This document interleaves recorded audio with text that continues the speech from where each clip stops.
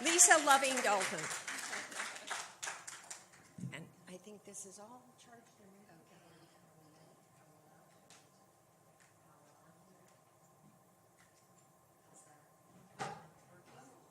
Not working yet? All right. Well, hello. All right, working. Not on. Gonna steal this one while it's there. But first, before I do anything major, I'm going to actually take my shoes off. Taking my shoes off. Working barefoot. Better sit quick. Please do. How's everybody doing? Good. Lunch was good, huh? Okay. So, I am very excited to be here today. My subject is power gestures, and it's going to connect us all a little more deeply with many of the things that we've already been exploring during this day. And I'd like to position what we're going to do as something that could be added to your repertoire rather than displacing something. So it would be to build upon all this knowledge. Okay? So, all right. First of all, who here has ever leapt a tall building? You did? Tell us about that. Down the stairs and I exited. There you go. How about dodged a speeding train? No one? Gosh, well, how about crashing through a plate glass window on a motorcycle? No one? Well, that's okay. It just teaches us a couple of things. One is that you are all a lot more sane than I am. And two, that these scary things and doing these scary things, which I have done, does not mean that I am without fear. So all of our fears, whether they are fears of physical activity, psychological, emotional, or spiritual conditions, really can be met in an exciting and dynamic way that allows us to be very vital and productive in our lives. And that's our goal today, is to help find out a little bit more about how to empower ourselves and discover a little more about the disempowered state. So how many people here have seen Amy Cuddy's talk, the social scientist, on the TED Talks? It's the second most watched TED Talk about power poses. In that talk, she talks about the idea that a pose, holding a pose for 2 minutes, can actually change all the chemistry in your body and fill you with a certain kind of power. With 43 million people interested in this, what I'm suggesting is that we could take that even further. We could take it not into just a pose that we hold, whose endorphins and impact may fade in due time, but also take it deeper into finding that which disempowers us. So who here would be interested in that, right? So how about if you know Bruce Lipton's work with Belief Becomes Biology, right? So here's the question. So many of us have striven to alter faulty belief systems. Yes? And how many times does it happen that we actually get great information, discover the new belief system, and we retain it, we commit to it, and it lasts until about a week after New Year's? What is it that's going on? Well, if our belief becomes our biology, doesn't it make sense that if we change the belief, we might do well to change the biology? Does that make sense? Every time we begin to move, we walk, we talk, we sit, our posture, our turn, our tempo, our rhythm. These are all results, the patterns, the habits are all results of these years of programming in our biology. And so when we change our mind and we get our mind focused, the moment we begin to move, the moment we sit, turn, twist, walk, we start triggering the old habits and the old energy patterns and the old ways of moving. And so what we want to do is be able to restore the energy patterns that have been eliminated by habit and release the energy patterns in the movement process that have been locked in. The extra ones that we've added that are not helping us, and awaken the sleeping ones that we've allowed to hide in the corners. So we're going to begin, if you guys will, by standing up and doing some what I would call archetypal ones, okay? So if you do this with me, it's right after lunch, a great time to take a nap.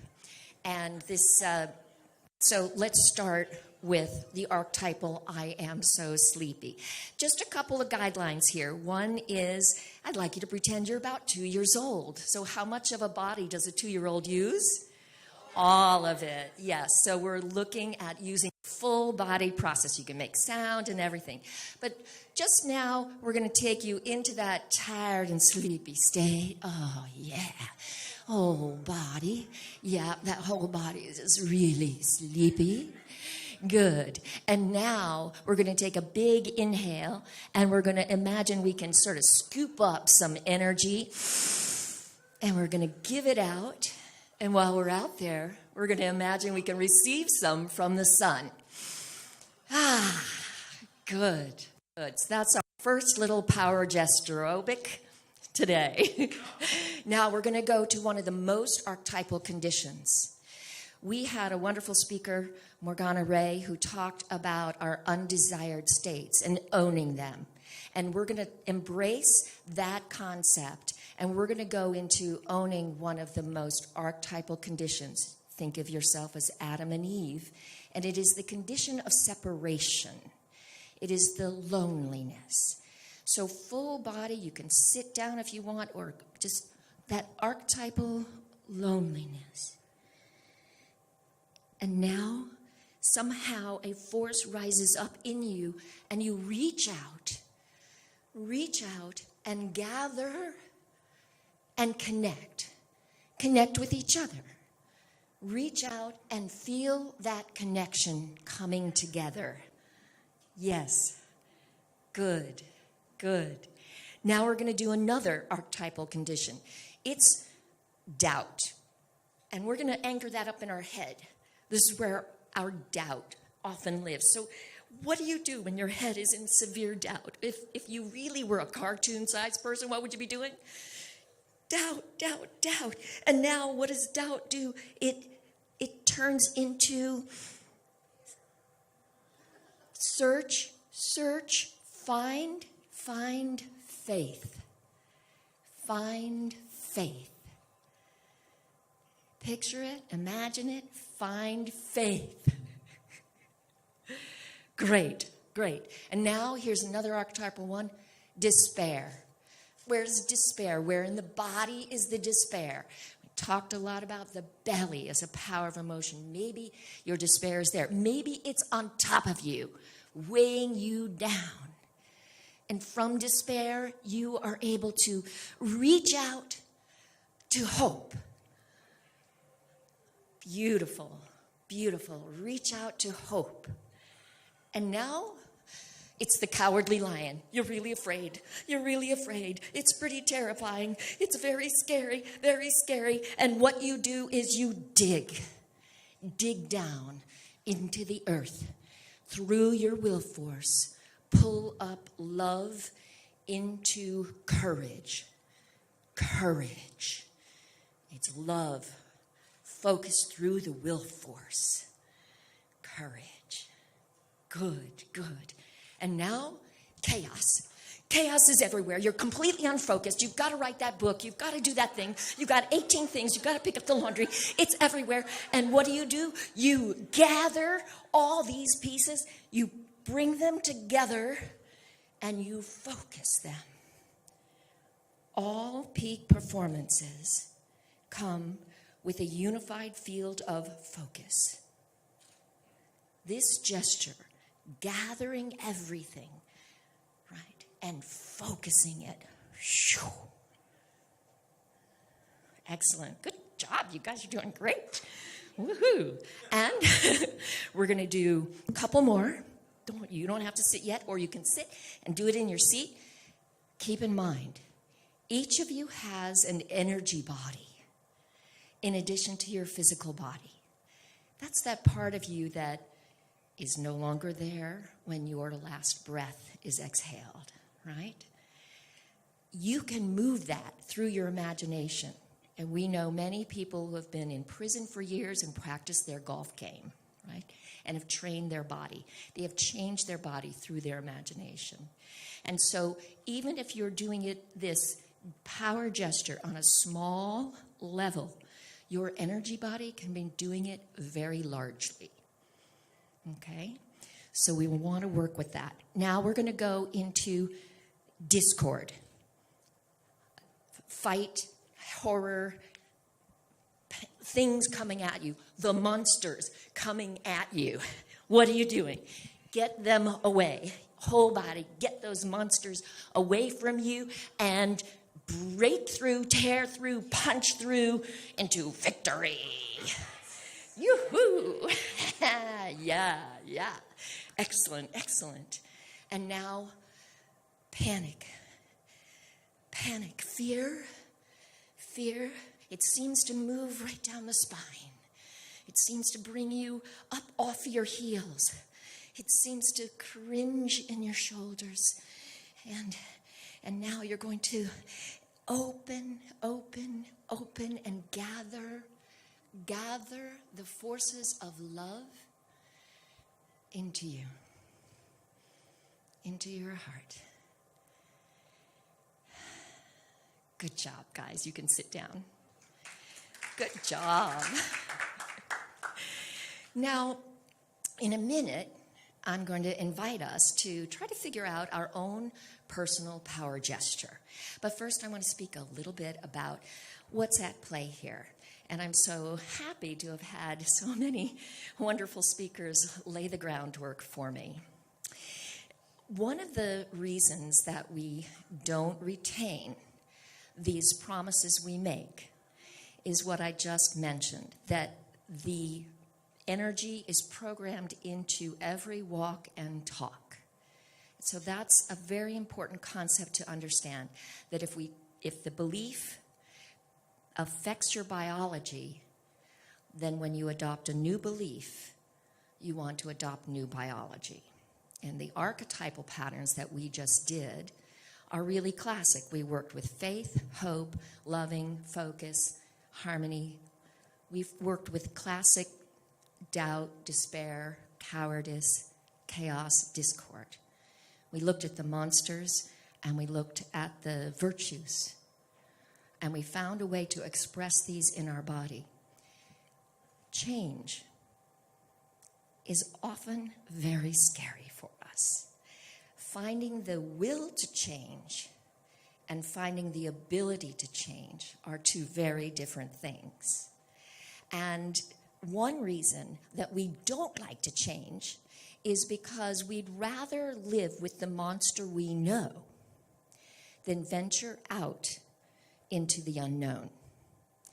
And this process of moving from that monster state, which I would call the trigger, or we might call it the wound, moving from that state, that disempowered state, through a process, an action process, into a victory state, a transformed state, trains our body to become comfortable with the new state, the state we have not experienced. The more we are comfortable with that state, the more we will allow ourselves to live in it for long periods of time. We understand that acknowledging the wound, the pain, is very important. We can go back to the Iroquois. Anyone familiar with the League of Iroquois, the nation? The Iroquois nation had the largest league, unified many of the tribes in North America. And it still reigns today as the law of the land of the Native American in Canada and the United States. And what they do before every single meeting, they begin the meeting with what is known as the condolence ceremony. For a grieving mind cannot negotiate. And when we acknowledge our wound to ourselves, we are condoling ourselves. We are allowing ourselves to say, yes, I have a right to this. This is mine.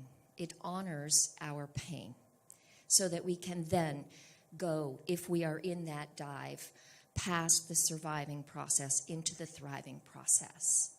So this is something that will help deprogram the pain. When you repeat the sequence several times, your personal power gesture, you will start to see after a while that the pain gesture starts to lose its truth.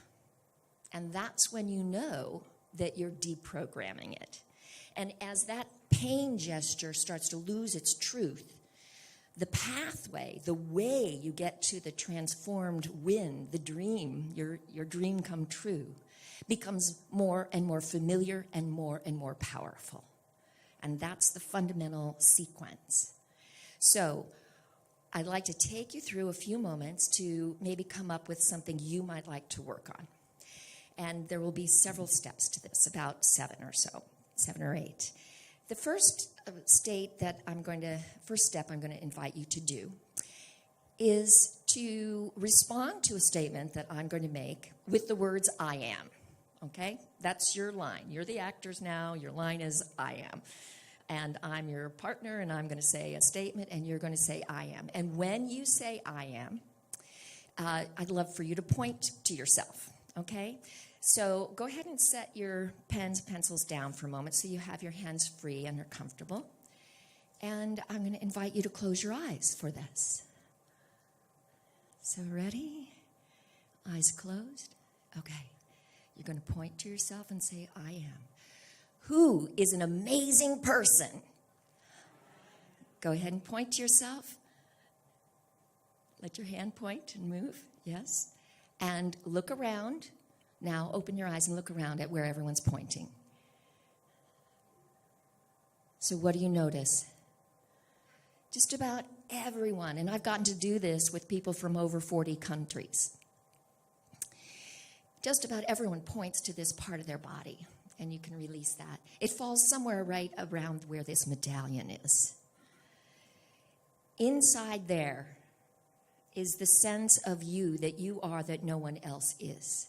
We don't point up here, we don't point down here, we don't point over there, right? We come to this area. So I'm going to invite you to close your eyes for a moment and connect with that area. It's like the home of your little Tinkerbell. And the more you acknowledge it and awaken it, it's your own center of source of power. It's your connection to the divine source. And ask from there, what would I like to work on? What hurts? What is the dream unfulfilled? What would be fun to play with, even if you just make it up? That's okay. Good. And when you have it, I'd like you to state it out loud to someone near you or to yourself. And remember, you can make this up, just like, I want to work on loneliness. I want to work on anxiety. I want to work on having a better relationship with my mother-in-law. Whatever it is. My back hurts. It can be anything. It can be small or big. So go ahead and turn to somebody, share that, or make one up.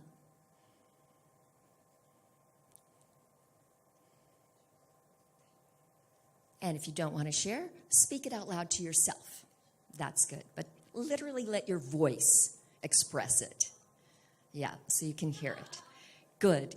Now, let's go to the next step, which is, now that we've got this idea, we are going to ask that ideal artistic, that ideal I am center, what would it look like if my dream was fulfilled around this? What would I do if I was 2 years old and a fairy godmother came and tapped you on the head and suddenly you were that?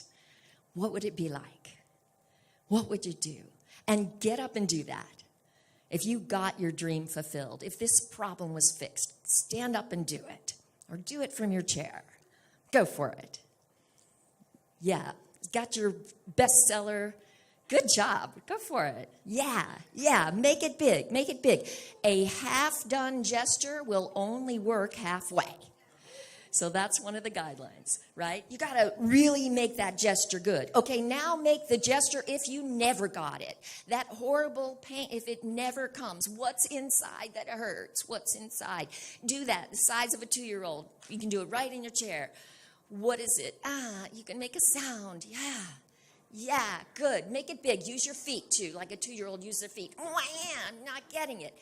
Now, go from that position and find a way. Do you push? Do you pull? Do you lift? Do you gather? Do you smash? Do you penetrate? What do you do to get from this wound? What way do you get to your win?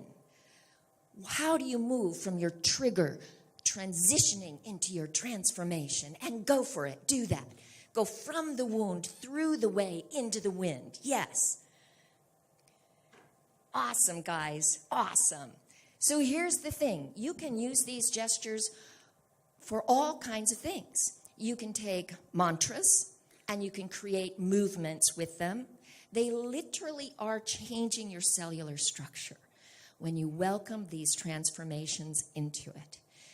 Now, in my book, Falling for the Stars, A Stunt Gal's Tattletales, I talk about a lot of the challenges, in addition to lots of glitter, of my life. How I overcame many, many challenges. But what I didn't talk about was how in college I was raped by a fraternity. And they subsequently published articles trashing me violently. And my esteem fell so low that I accepted a relationship for 4 years with an abusive alcoholic. It was a lot to overcome, a lot. My gesture was, and I will put this down for it,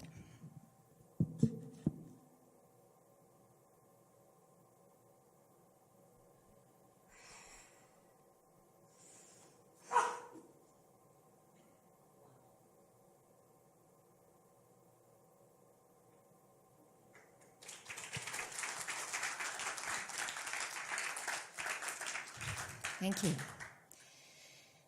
Moving it through my body allowed me to get into deep areas that I never could have reached. And yet, I could use this. I used this with a board of directors. We were having trouble with the KGB at a conference. They wanted to control the conference. And so we got the board together. We didn't know how to communicate what we wanted. So we created a vision of our objective fulfilled. We, as a group, created just the top part of the gesture and the bottom part, and we agreed as a board to hold this image through the meeting. And we won. We won. And our image was we wanted a win-win situation. We wanted them to walk out with a smile, and we wanted to walk out with control of our conference and a smile. And it worked. So I'm here to let you know that if you've got a simple little issue you need to deal with, or a very, very deep and scary and painful issue, you can train your body to hold the change through your power gestures, The power is yours to awaken in body, in mind, and in spirit. What I sometimes call meta-psychophysiology. Power gestures is just a little bit easier.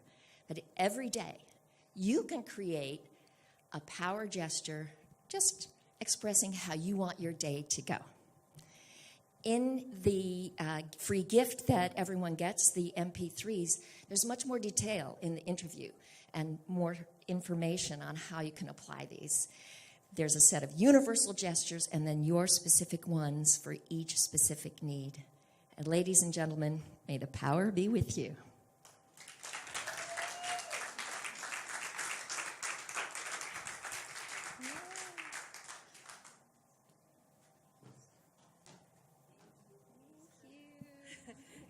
That was wonderful. Thanks so much. Lisa, we have some things to give away here, like your wonderful book. So,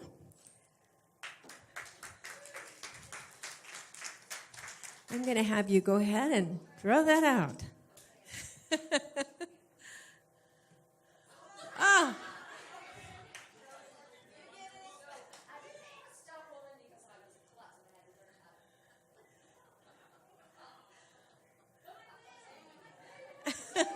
Morgana.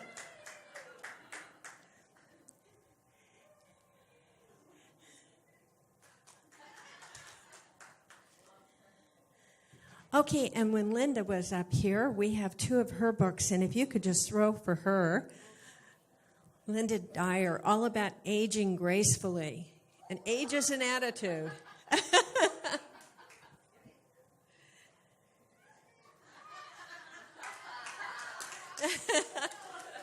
That's for them. Oh, there's 3. Okay, so let's do one more.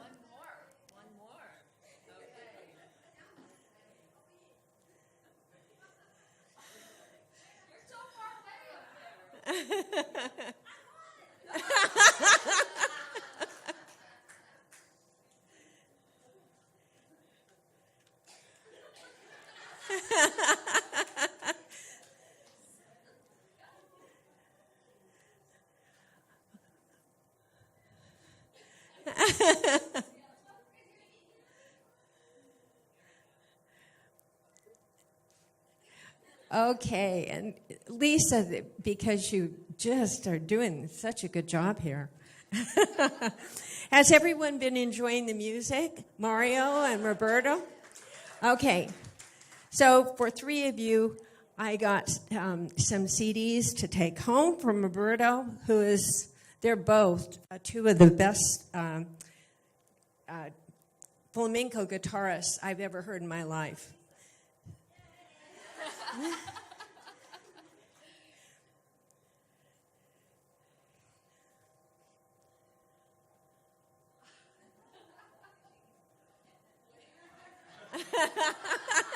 Linda's going for it.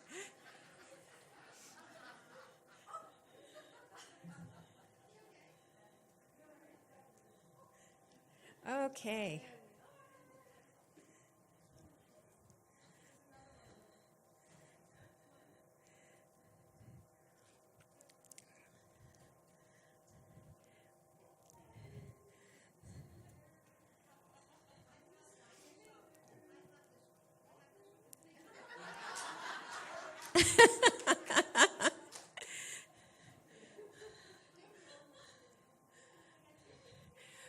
Fabulous. And we have one more little gift before we bring on our next speaker, and that is that this was a really wonderful book. My parents both succumbed to cancer, and that's how they passed. And so a couple of years ago, we did this wonderful book on cancer, but we did it a little bit differently. We interviewed people that were struggling with cancer. Some of them have been in remission, and others have left us since the book was written. But we also included family members that had a story to tell about caregiving, and also included medical professionals, some of which you've heard today, and really experts on the subject. And so I wanted to give one of these away, and we're doing another book because since this 2 or 3 years ago. I've interviewed so many people who have had cancer actually, affect their life. And I thought, it's time for another book because there's more stories to be told. So if you want to learn more about this book that we'll be doing for next year, Joe is right out in front, and he will tell you all about it. But in the meantime, let's give away this book.